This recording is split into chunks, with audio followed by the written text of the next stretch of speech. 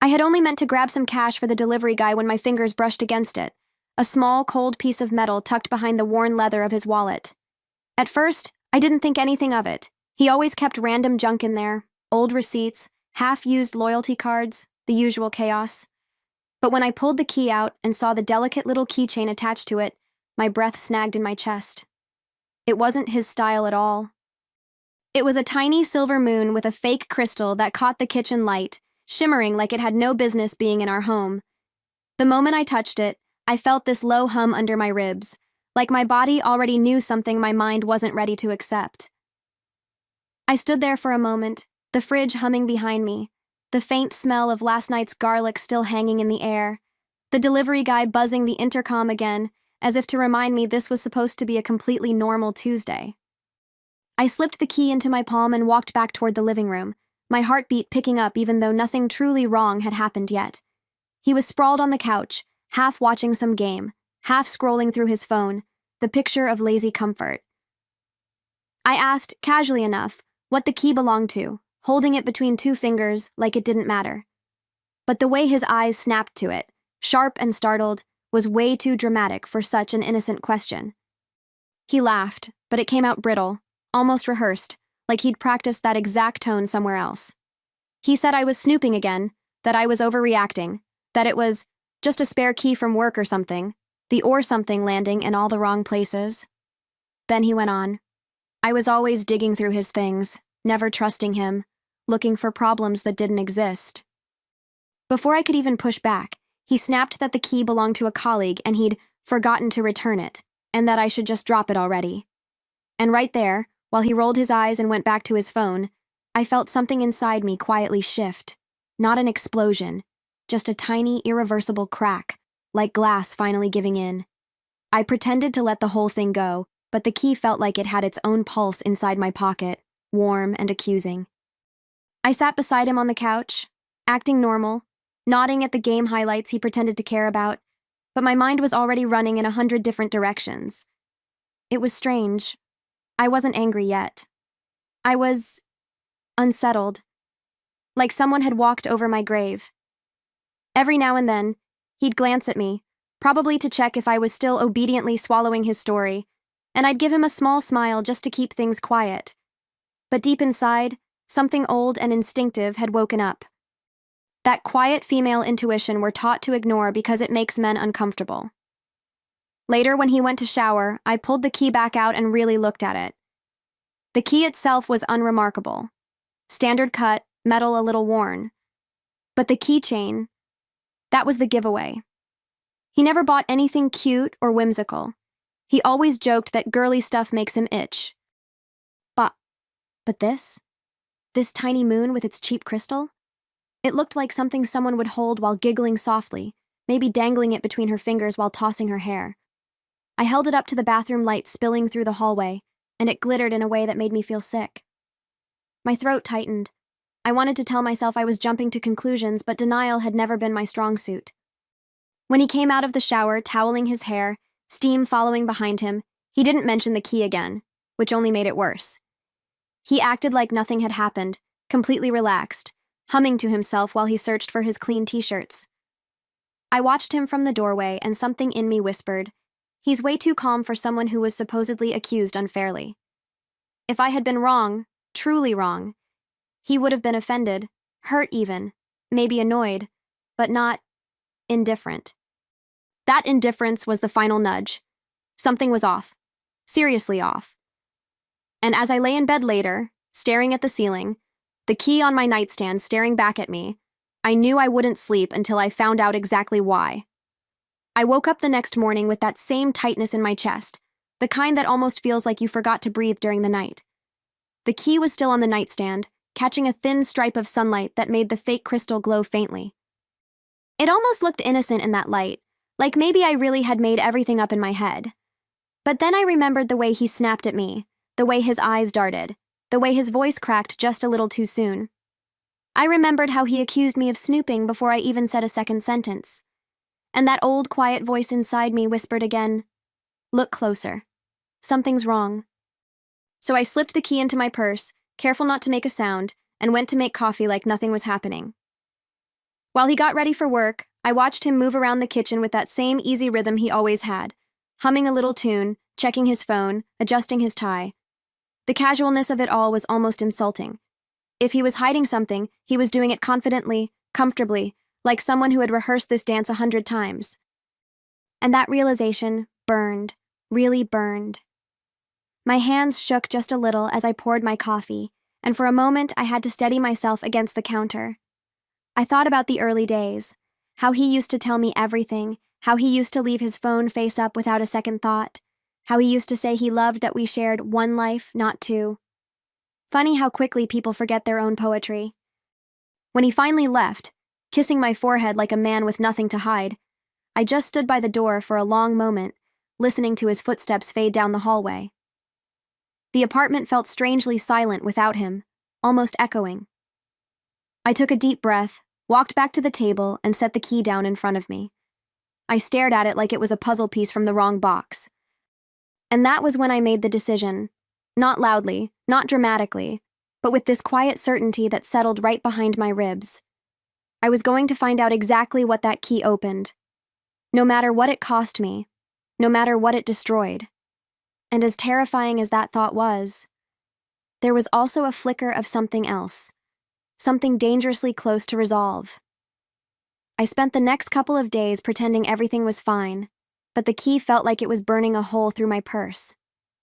Every time I reached for my wallet, every time I grabbed a pen, every time I heard the soft clink of metal, my stomach tightened. It was like carrying a secret I hadn't chosen, one that kept whispering, "You're not imagining this." So one morning, after he left for work and the apartment settled into its usual empty stillness, I finally pulled the key out and set it on the kitchen counter. The tiny moon charm looked almost smug, sparkling like it knew exactly what it was dragging me into. I started with the logical questions. Where could this key belong? We didn't own any property besides our place. He didn't have storage units. No friends had recently moved. And he definitely didn't house sit for anyone. He could barely keep a plant alive. I walked around the apartment, the key in my palm, trying to picture him using it. The weight of it, the way it dangled, the way it fit between my fingers. None of it matched anything in our life. My heart kept racing with each new possibility, each mental map of places he could be visiting. I hated how easily my mind filled in the blanks, and yet I couldn't stop. By noon, I'd made a decision. If I just sat around thinking, I'd drive myself insane. So I grabbed my coat, slipped the key into my pocket, and headed out, not even sure where I was going at first. The cold air hit me the second I stepped outside, sharp enough to clear my head. I walked through our neighborhood, scanning buildings, entrances, gates, anything that looked like the kind of lock the key might fit into. It felt ridiculous, like I was trying to solve a mystery without a single clue. But every time doubt tried to pull me back home, that instinct pushed harder. I wasn't doing all this because I was paranoid. I was doing it because something inside me already knew the truth, and was begging me to stop pretending otherwise. I kept walking, letting my feet guide me while my mind raced ahead of me. Every building started to look suspicious. Every gated entrance felt like a possibility. I'd slow down near each one, pretending to check my phone, and then discreetly compare the key's shape to the lock. Most of them were wrong. Too old, too modern, too big, too narrow. But with every failed match, my pulse only quickened. The city felt different that day, heavier somehow. Even the air smelled different, like cold metal and diesel, like I was getting closer to something sharp enough to cut me open. After nearly an hour of wandering, I found myself standing in front of a building I didn't even remember passing before. It wasn't fancy, but it had that quiet, hidden quality of places meant to stay unnoticed. A side gate caught my eye. Simple, unmarked, the kind of thing you'd miss unless you were looking for it. My heart started hammering so loudly I could feel it in my fingertips. I looked around, pretending to read a message on my phone, then reached down and slid the key into the lock, pulse roaring in my ears. The metal glided in smoothly, too smoothly, like it belonged there. My hand trembled so badly I had to steady it against the gate. I didn't turn the key all the way. I couldn't. Just knowing it fit was enough to make my legs go weak. The sounds around me seemed to fade. The distant traffic, the hum of a passing bus, even the chatter of people walking by. For a moment it was just me, the key, and the truth I'd nearly talked myself out of. I swallowed hard, fingers still curled around the cool metal. Every tiny detail suddenly felt magnified. The scrape of the key ring against the gate, the way the charm tapped against the metal, the faint smell of laundry detergent drifting from somewhere inside. And in the middle of all that, underneath the fear, was something else. A quiet, dangerous confirmation. I wasn't crazy, not even a little. I pulled the key out of the gate as carefully as if it were wired to explosives. My hands were shaking, but my mind felt unnervingly clear, like the fog that had been clouding me for days had suddenly evaporated. I stepped back from the gate, pretending to stretch, pretending to scroll my phone, pretending to be anyone except the woman whose entire world had just shifted by a single, smooth click in a lock. I kept walking down the sidewalk, not trusting my legs, but forcing them to move anyway. I didn't want to draw attention. I didn't want to give myself away. Not yet. I made a loop around the block, trying to calm my heartbeat, but every step just made my thoughts race faster. If the key fit the gate, then it probably fit something inside. An apartment door, a mailbox, a life I didn't know existed. I kept replaying all the nights he'd come home late, all the vague explanations, all the times he got irritated when I asked simple questions. And suddenly those moments rearranged themselves like puzzle pieces that had been scattered on the floor. I'd been staring at the picture the whole time. I just hadn't wanted to see it. That realization hit me so hard I actually stopped walking and had to lean against a lamppost. When I finally circled back toward the building, planning to memorize every detail, the entrance, the layout, the flow of people coming in and out, I heard it. A laugh. A woman's laugh. Bright, soft, floating from an open window on the second floor. It was the kind of laugh you let out when you're comfortable, when you feel chosen. My throat tightened painfully. I couldn't see her, but the sound alone made something inside me twist. I wasn't ready to go in. Not yet. Not like this. So I stepped back, pressing my hand around the key in my pocket until the edges dug into my palm. I walked away slowly, but with a certainty I hadn't had before. I knew where the key belonged now. I just needed to know who he'd given it to, and why. I went back 2 days later, telling myself I was only going to observe, not confront anything. Not yet. The afternoon light was fading, that strange blue hour where everything looks a little softer, a little more forgiving, which almost made me feel guilty for what I was planning. I stood across the street from the building, pretending to wait for a rideshare, my coat pulled tight around me as a chilly breeze whipped down the block. My heart was pounding so loudly I was sure someone would hear it. Still, I stayed. I had to. It felt like the moment before lifting the lid off a box you already know contains something dead. After 20 minutes that felt like hours, I finally saw him.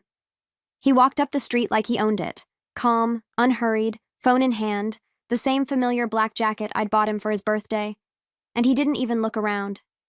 That was the part that gutted me. He wasn't nervous. He wasn't sneaking. He wasn't the least bit afraid of being caught. He walked right through the gate, the one my key opened, as if he'd done it 100 times before. When the latch clicked behind him, something inside me lurched, like my stomach had dropped straight through the ground. I forced myself to stay still, though every instinct screamed at me to run, to scream, to demand an explanation right there on the sidewalk. Instead, I swallowed the heat burning up my throat and watched. Minutes later, the side door opened, and a woman stepped out to greet him. Young, pretty, effortlessly put together in a way that said she had time for herself. She wrapped her arms around him, familiar, intimate, and he leaned into it like he'd been starving for her. My knees actually weakened. I grabbed the bus stop pole behind me to steady myself, feeling the cold metal bite into my hand. The world around me blurred, cars passing, people walking, horns honking, but all I could see was them, together. Like a couple who had built an entire little universe behind my back. I don't know how long I stood there watching them, but every second felt like someone was peeling back my skin. She took his hand, and pulled him inside with this easy confidence, like she'd done it 1,000 times. And the way he let her? God. He didn't hesitate for a heartbeat. No guilt, no looking over his shoulder, no sign that a whole other life waited for him somewhere else.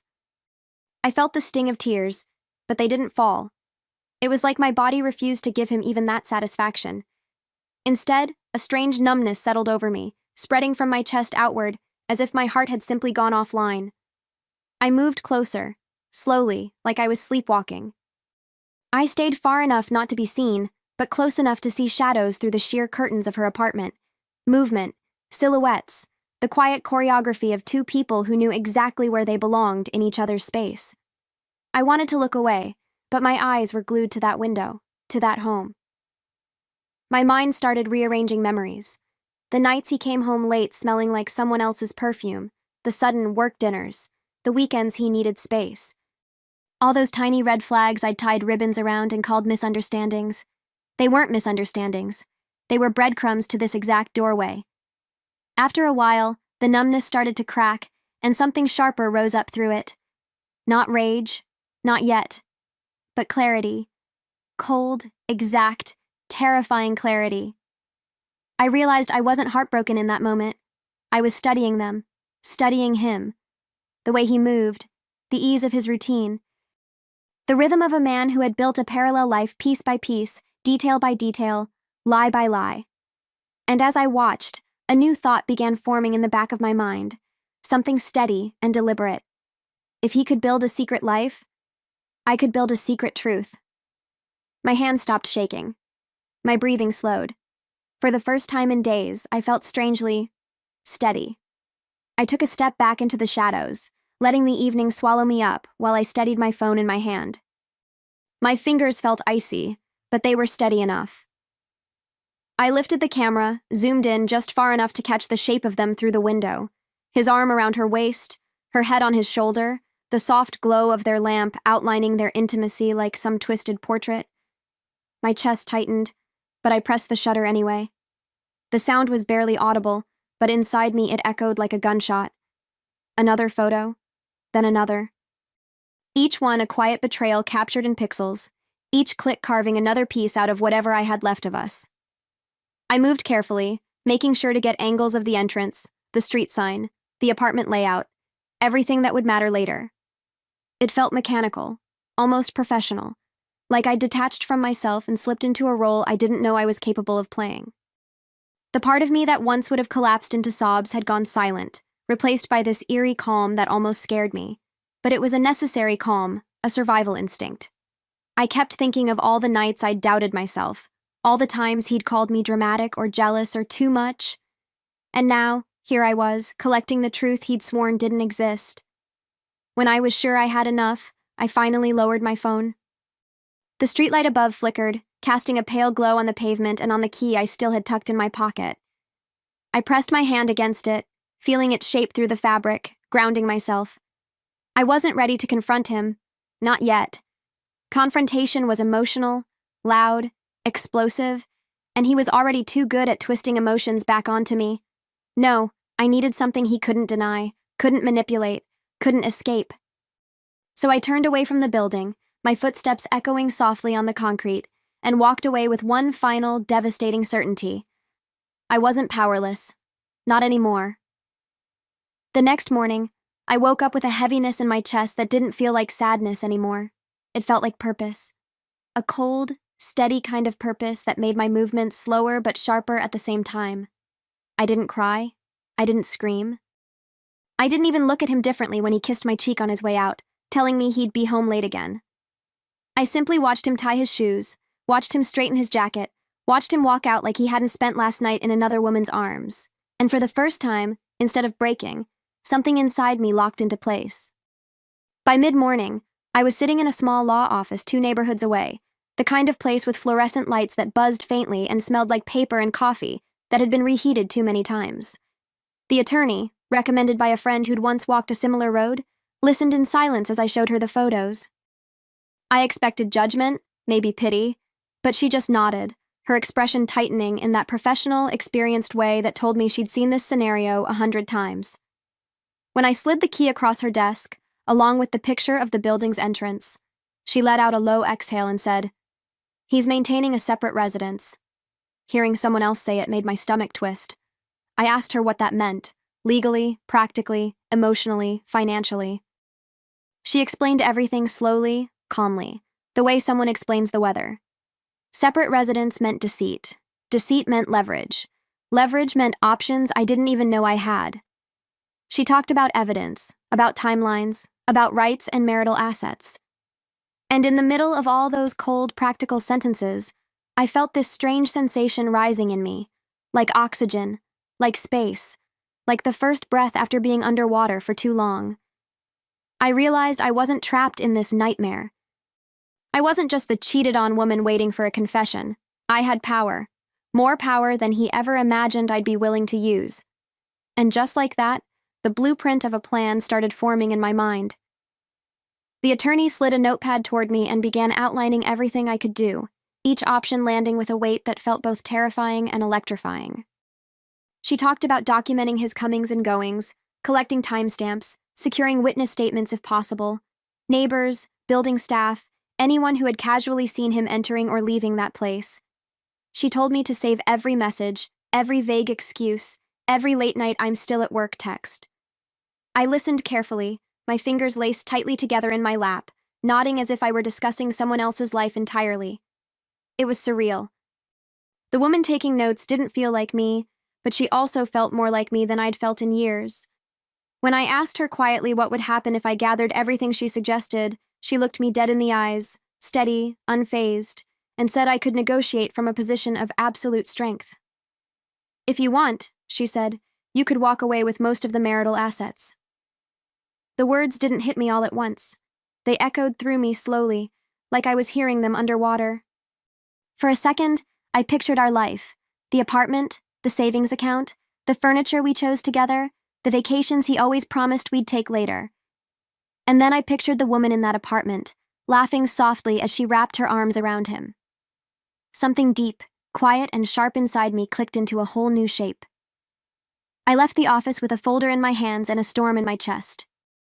The late morning sun felt too bright, the world too normal, strangers too carefree for what I was walking around carrying. I kept the folder hugged to my side as I walked down the busy sidewalk, but what I really felt was the key in my coat pocket, knocking against my thigh with every step. It was the heartbeat of the whole betrayal, this tiny piece of metal that had opened the wrong door, and opened my eyes. I realized then that this wasn't just about catching him. It was about reclaiming something I hadn't even noticed I'd lost. Myself. That night, when he got home, I cooked dinner like nothing had changed. I chopped vegetables, stirred the sauce, set the table, every small task feeling strangely detached, as if my hands belonged to someone else. He walked in smelling faintly of cologne I didn't recognize, kissed my cheek too lightly, and started rambling about his long day at work. His voice washed over me like background noise. I nodded, smiled where appropriate, asked him questions I didn't care about. It was disturbingly easy to slip into the role I'd played for years, but underneath the calm, my mind was sharp, calculating, absorbing every detail for the timeline I was building. Every lie he told me was another line in my evidence file. Later, while he showered, I pulled the key out of its little plastic bag, the one the attorney had told me to use to preserve fingerprints, even though I already knew whose they were. I held it up to the bathroom light spilling across the hallway floor, watching the tiny moon charms sparkle like some twisted joke. It was beautiful, in a way. Not the charm, but the truth it represented. The truth I was turning into something powerful. I slipped it back into the bag, labeled it with the date, and placed it in a drawer he never opened. The level of quiet organization I'd achieved would have scared me a week earlier. Now, it felt like control. Before bed, I sat at the dining table alone, scrolling through the pictures I'd taken of him entering that building, of her greeting him, of their silhouettes inside that apartment. Each image ignited something different in me. Grief, anger, disgust, a strange kind of relief. But above all, determination. I wasn't going to confront him with emotion. I wasn't going to give him a chance to twist my words, cry, beg, or turn the blame back onto me. No. I was going to end this on my terms. By the time I finally turned off the light and slipped under the covers beside him, I'd already made up my mind. I would burn down his secret life piece by piece, using the truth he carelessly left in his own damn wallet. The morning I chose to end everything felt strangely ordinary. The sky was overcast, the apartment was quiet, and he was sitting at the table eating cereal like a man whose life wasn't about to implode. I watched him from across the room, sipping my coffee slowly, feeling that eerie calm settle over me again, the same one I'd felt outside her building. He talked about nothing: traffic, a coworker who annoyed him, some show he wanted to watch later. Every word felt like a reminder of how easily he'd lived this double life. And yet, for the first time, it didn't hurt. It just felt done. Like a door inside me had already closed, and he was sitting on the other side without realizing it. When he left for work, I didn't follow him this time. I didn't need to. I spent the morning arranging everything on the dining table: the photos, the printed screenshots, the timeline, the building address, the copies of the key, every piece of the truth laid out neatly, clinically, like an exhibit in a museum of betrayal. In the center, I placed the legal documents the attorney had prepared. They looked almost harmless, just a stack of white paper, but they were nuclear weapons disguised as stationery. My hands didn't shake as I aligned everything perfectly. If anything, there was a faint sense of satisfaction in the precision of it all. By early afternoon, the attorney arrived, just like we'd planned. She sat at my table, looked over the layout of evidence, and gave a small approving nod. "He won't have room to deny anything," she said, "or to twist it." Hearing that steadiness in her voice was the final reassurance I needed. When we finally heard his key turning in the lock, my pulse jumped, but not from fear. It was anticipation. Accountability was walking through that door. He stepped inside, saw us sitting there, the attorney's briefcase open, the papers spread across the table, and for the first time in a long, long while, he didn't have anything rehearsed to say. His face dropped, his breath caught, and right there, in that first flicker of panic in his eyes, I knew the power had officially shifted. He stood frozen in the doorway, his hand still gripping the handle as if letting go of it would make everything on the table real. I didn't say a word. I just watched the moment his brain caught up with the scene in front of him. The photos, the documents, the timeline, the evidence he never imagined I would gather. His eyes darted between the attorney and me, and then to the key sitting right in the center of the table, sealed in its little plastic bag like the murder weapon in a crime drama. His face went pale. What is all this?" he finally whispered. But the question came out cracked, like he already knew. The attorney spoke before I did, her voice calm, professional, almost gentle. She explained everything with the same tone she'd used with me in her office: factual, emotionless, unshakable. She went through each item one by one: the photos of him entering the building, the screenshots of his excuses, the pictures of the woman greeting him at the door, the evidence that he'd established a separate residence. Every so often, he'd try to interrupt, but she didn't allow it. She kept going, methodically dismantling every lie he'd ever told me. And I just sat back and watched him squirm, his denial collapsing under the weight of his own actions. Eventually, panic took over. His voice rose, trembling, desperate. He said I was twisting things, that it wasn't what it looked like, that I'd been spying on him, invading his privacy.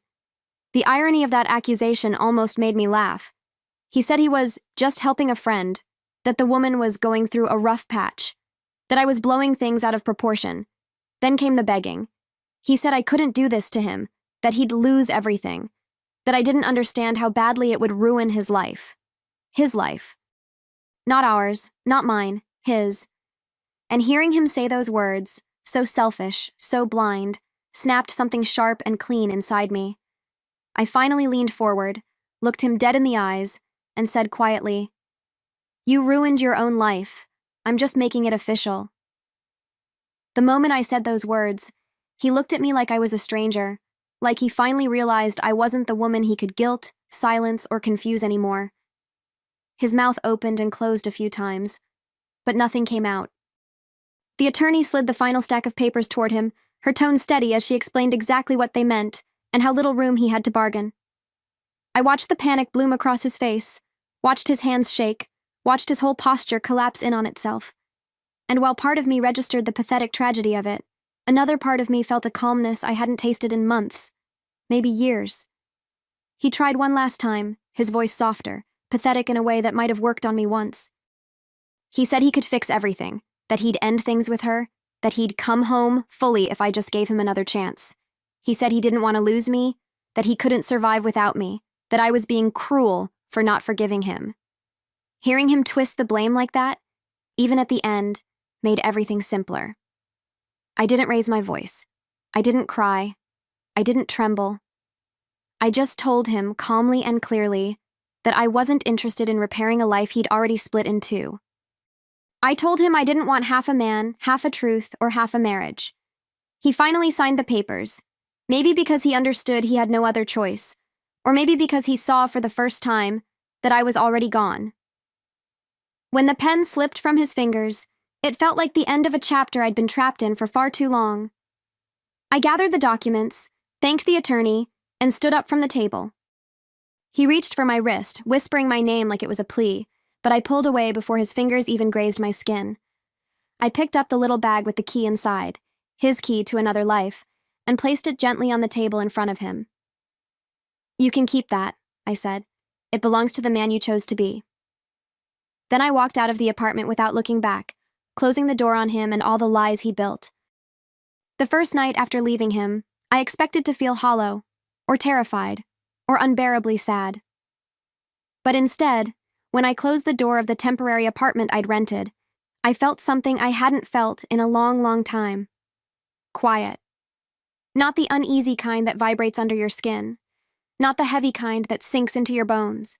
Just quiet. Simple, steady, freeing. I dropped my bags on the floor and stood there in the dim glow of the hallway light, letting the silence wrap around me. No lies humming beneath the surface. No explanations rehearsed in someone else's voice. Just my breath, my heartbeat, and a space that belonged entirely to me. The apartment was small, smaller than what we had built together, but it felt warmer somehow. Safer. The walls were bare, the furniture minimal, but the air felt light, like I could finally inhale without bracing for impact.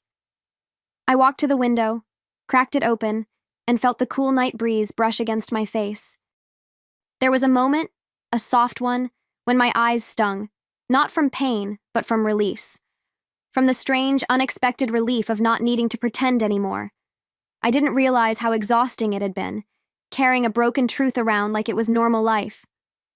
On the little kitchen table sat the only thing I'd taken besides my clothes and documents, the Ziploc bag with my key, the one that belonged to my real home, my real life. I pulled it out, held it in my palm, felt the familiar weight of it. It wasn't just metal, it was certainty, stability, the life I was choosing for myself, not the one I'd been manipulated into maintaining.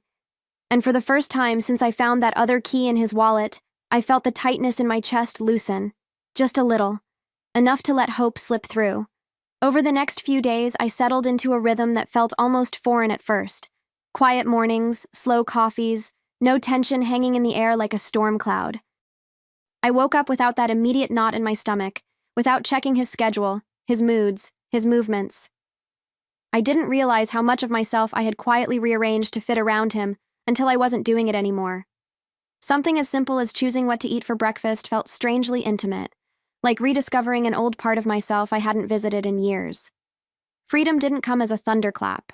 It came in small, peaceful waves. I spent an afternoon apartment hunting, and for the first time, the idea of choosing a place that was entirely mine didn't scare me. I toured a sunny unit on the top floor of a quiet building, the kind with wooden floors that creaked softly and big windows that invited the light in like an old friend. The moment I stepped inside, I felt something settle inside me. The air smelled like fresh paint and possibility. The agent spoke, but I barely heard her. I was too busy imagining mornings there, evenings there, laughter there, me there, just me. I signed the lease the very next day. When I got the keys, my keys, she placed them in my palm with a polite smile. 2 simple silver keys on a plain ring. No charms, no secrets, no lies attached. I closed my fingers around them, feeling their edges dig gently into my skin, and it struck me how different this moment felt from the day I found his key in his wallet.